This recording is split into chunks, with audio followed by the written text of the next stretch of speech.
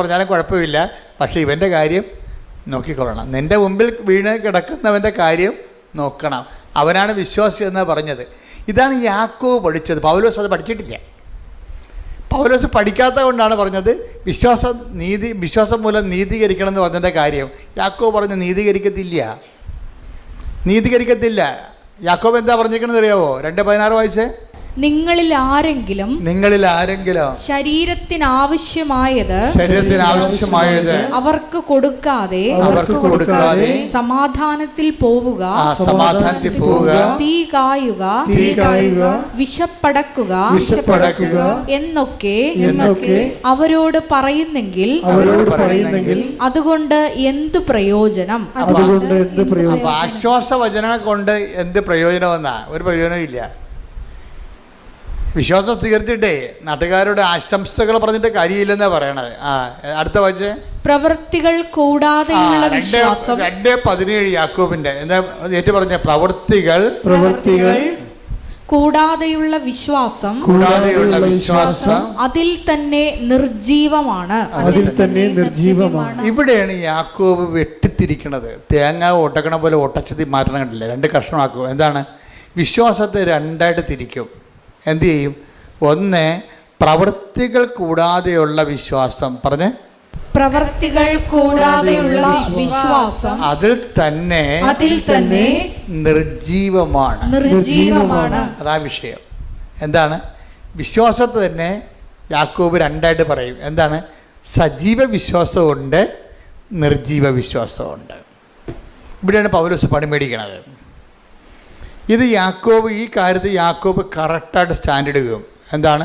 വിശ്വാസമില്ലെന്നൊന്നും ഞാൻ പറയണില്ല, പക്ഷെ വിശ്വാസം 2 തരമുണ്ട്. എന്താണ്? പ്രവൃത്തികൾ കൂടാതെയുള്ള വിശ്വാസം നിർജീവ വിശ്വാസമാണ്. പിന്നെ പ്രവൃത്തികളുള്ള വിശ്വാസം സജീവ വിശ്വാസമാണ്. ഇത് കുറച്ച് കഴിഞ്ഞപ്പോൾ പൗലോസിനും മനസ്സിലായി തൻ്റെ കയ്യിൽ നിന്ന് അബദ്ധം പറ്റിയതാണ് എന്ന് മനസ്സിലായി. ഇപ്പം പൗലോസ് പിന്നീട് ഗലാത്യ ലേഖനം എഴുതുമ്പോൾ അത് തിരുത്തണുണ്ട്. ഇപ്പം അതാണ് പൗലോസ് പറഞ്ഞത്, സ്നേഹത്താൽ പ്രവർത്തനക്ഷമമായ 5:6 ഗലാത്യ 5:6 സ്നേഹത്തിലൂടെ പ്രവർത്തനനിരതമായ വിശ്വാസമാണ് സുപ്രധാനം. അതാണ് ഈ ഉടമ്പടി ചെയ്യണത് നമ്മൾ. മനസ്സിലായില്ലേ? അപ്പം നിങ്ങൾ ചില അതായത് ഒന്ന് പറഞ്ഞ സ്നേഹത്തിലൂടെ പ്രവർത്തനനിരതമായ വിശ്വാസമാണ് സുപ്രധാനം. അപ്പൊ ഉടമ്പടിയുടെ ഒരു സൗന്ദര്യം എന്താ?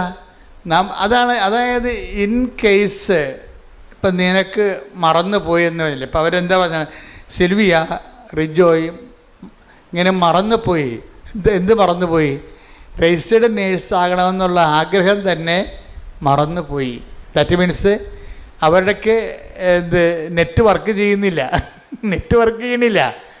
പക്ഷേ മിസൈൽ നെറ്റില്ലാതെ GPS ഇല്ലാതെ തന്നെ ഗൈഡ് ചെയ്ത് ഹിറ്റ് ചെയ്യണ കണ്ടില്ലേ? ഇതാണ് ഈ പ്രവർത്തനത്തിൻ്റെ സംഭവം. അതായത് GPS ഇല്ലാതെ തന്നെ, GPS ട്രാക്കിംഗ് ഇല്ലാതെ തന്നെ, നെറ്റ് വർക്ക് ചെയ്യാതെ തന്നെ മിസൈൽ ഹിറ്റ് ചെയ്യണ പോലെയാണ് നമ്മളുടെ വിശ്വാസം. സജീവമാണെങ്കിൽ നമ്മുടെ വിഷയം നമ്മൾ മറന്നാലും നിൻ്റെ ദൈവം മറക്കത്തില്ലെന്ന് മാത്രമല്ല, നിൻ്റെ ലക്ഷ്യത്തിൻ്റെ എത്തിച്ചിരിക്കും. അതാണ് ഉടമ്പടി. ശ്രദ്ധിക്കട്ടെ. ഹല്ലേലൂയ.